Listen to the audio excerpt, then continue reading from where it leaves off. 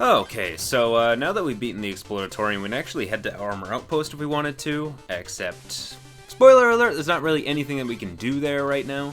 Not until we hit a certain requirement of something. So instead of doing that, we're just going to head to the next boss area, so Mole Knight or Treasure Knight. I remember both of these levels being really freaking hard, so as Plague Knight, so let's go Treasure Knight. For science! Me! Okay, let's go.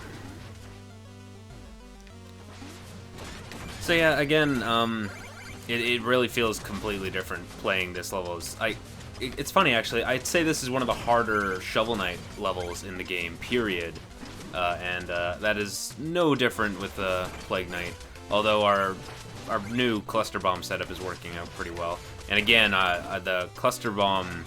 The way we're going to customize the Cluster Bomb once we... What am I looking for? Bait Bomb. Once we unlock the final tier of weapons, the customization that we're going to give the Cluster Bomb is really awesome. And I really enjoyed using it on my first playthrough. I also feel like it's kind of...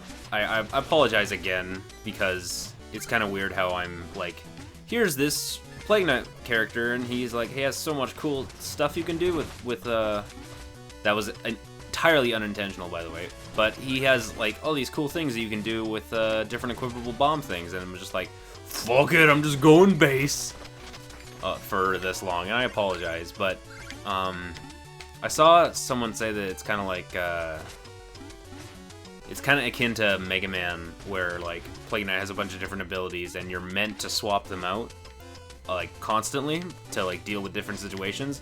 But if it's just like Mega Man in that case, then that makes total sense, because whenever I play Mega Man, I never bothered switching out to anything. I always am just a Mega Buster kind of guy, and unless when it comes to bosses, then I will exploit that weakness to Kingdom Come. And yeah, the same shell mechanic returns from... Oh, God, I didn't think he was going to drop down. I wasn't ready for that. The same shell mechanic returns from the main Shovel Knight campaign, where you just hit those shells, they'll just bounce all over the place, and it's really cool because it just keeps piercing everything. And jump this gap. Oh, well, I was gonna say we could use a health tonic to heal, but there was an apple in there, so we didn't need it. And at this point, we have so much money that I don't even think I need to care about like being a glutton for gold. I'm pretty sure that we have enough gold to buy everything that I want to, so that's awesome. I feel like that's even more the case with Plague Knight in compared to Shovel Knight. Like, Shovel Knight, you have plenty of gold to buy everything. Shovel Knight, it feels like, in Shovel Knight, you have enough gold to buy everything before the end of the game. Everything. But I feel like in Plague Knight, it's even more like that, where, like, you really don't have to worry.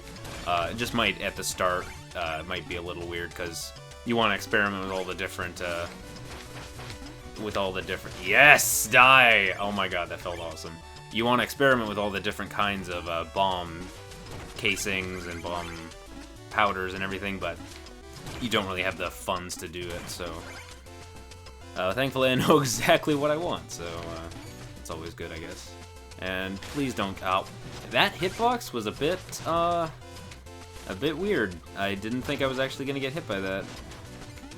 Oh well. just half a heart. Run ruined. It's over. Oh god. I can't stress enough, by the way, like how much harder double damage is on New Game Plus. It's ludicrous. Especially some of the bosses, like, holy crap.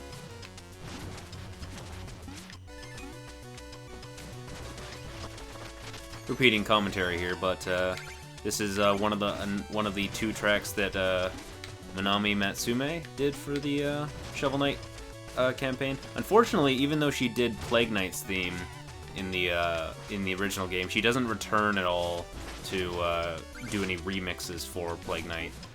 in this DLC.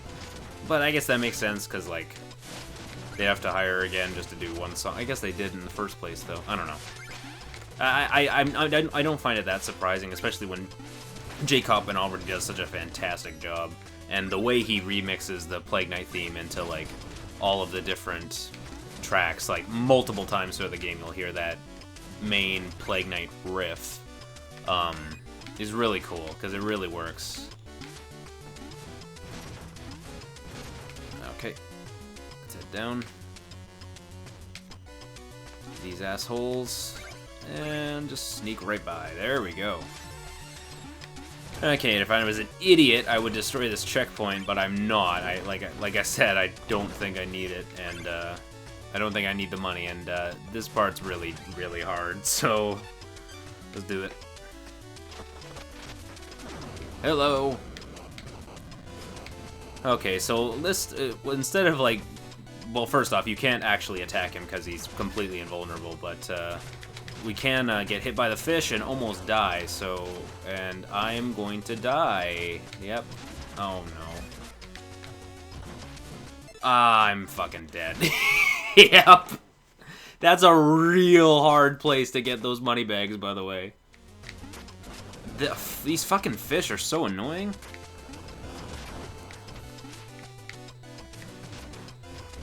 Oh my god, this is... I won't be able to get this.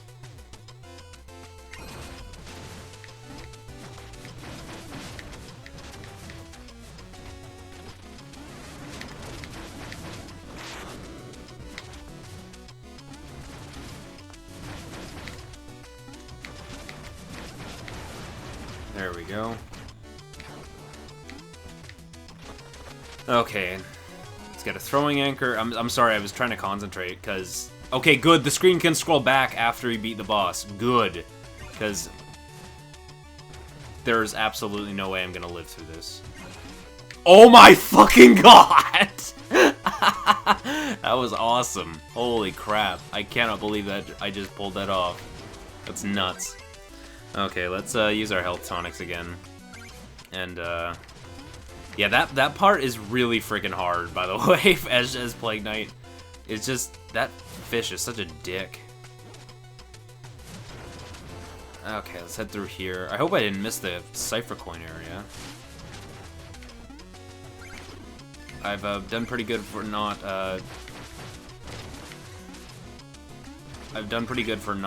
missing out on any Cipher Coins. I'm sorry, I'm just trying to concentrate, because, again, I just don't want to die.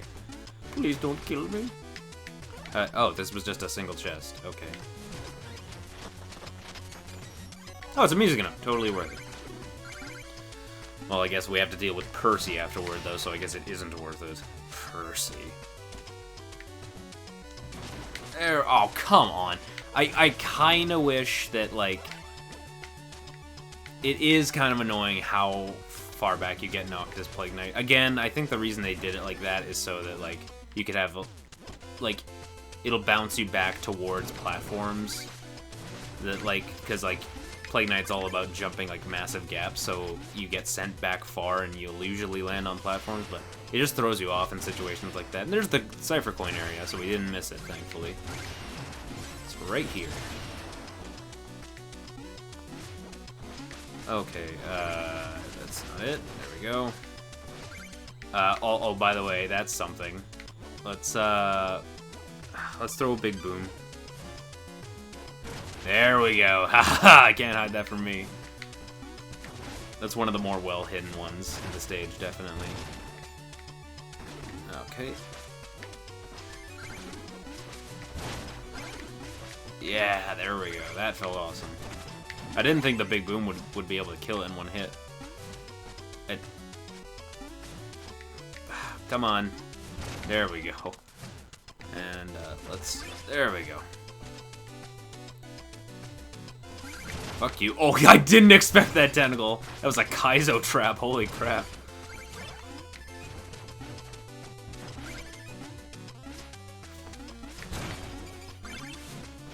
Okay. Go. Yeah, this eel's gonna fuck me. That's okay. For a second I was like, oh, that's genius, and then I was like, that makes well, obviously, that wouldn't make sense otherwise. I was gonna say, that's really cool how the eels are stuck in... I hate when enemies respawn like that. It pisses me off so much. Especially in the Shovel Knight campaign, the frickin' hover meanies. Like, especially the one near the end of the game. You remember the one room in the one final stage. Ugh. And here's Chester, and here's a rare example of Chester being in a brand new place in Treasure Knight stage, because obviously in Shovel Knight, Chester is in the giant fish. He's the chest dangling on the fish. So yeah. By the way, I did a little bit of digging.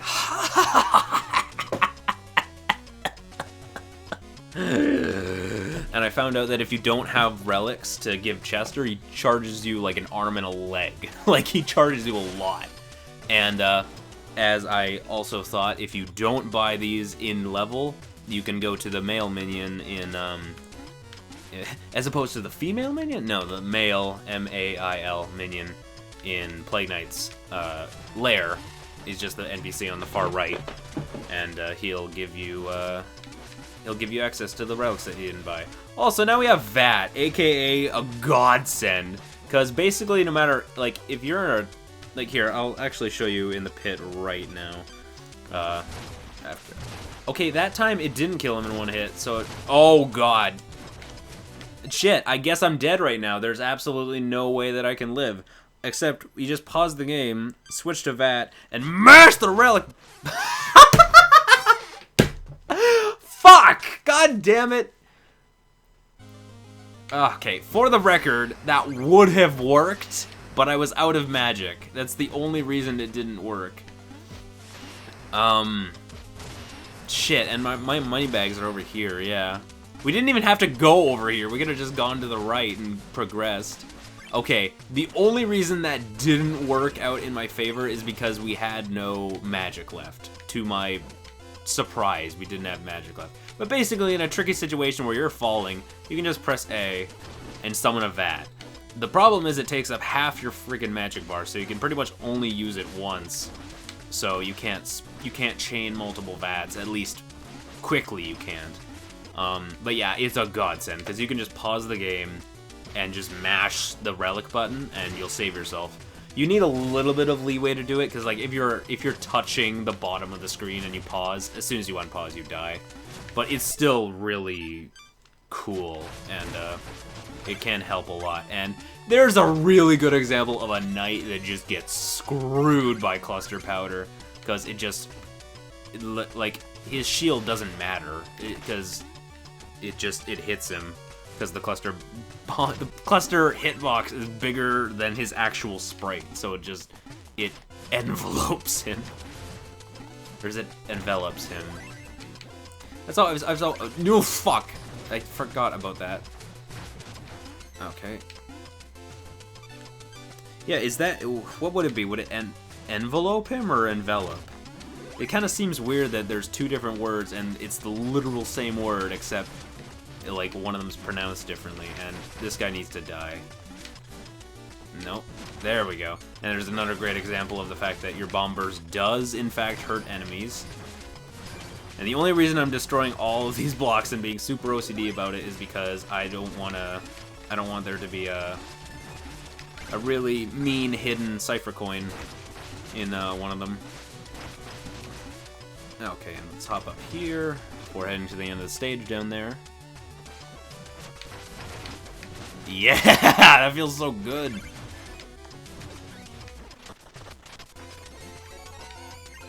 Okay, lots of gold. There we go. Okay, and there's 2 more cipher coins left because we entered the stage with 44. So there's 2 more left.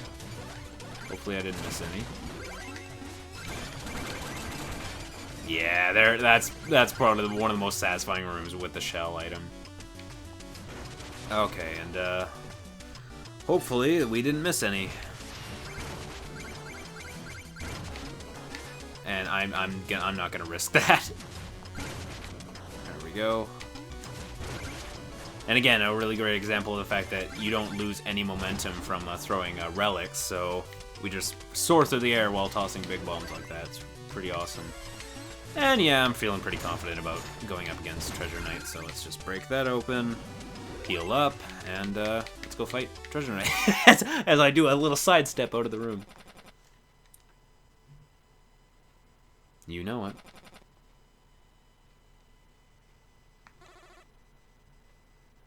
It's your soul! I like how you'd think Spectre Knight would be the one going after souls in his campaign, whenever the hell it comes out, but no, it's Plague Knight is actually going after souls, which is funny. I know they're not souls, but bear with me. Okay, fuck you, Treasure Knight. It's really nice for Treasure Knight, because, like, no matter what, like, whatever his pattern ends up being in the boss, like, you can absolutely guarantee that his first attack is always going to be that. And yeah, here's a, yeah, Cluster Bomb ruins bosses. Cluster Bomb's fantastic. It's made a little bit worse by the fact that, you can only have one on screen at a time, but it hits them if you can land a perfect shot, it hits them 3 frickin' times. And then you just throw another one, and you need like 5, and you're done.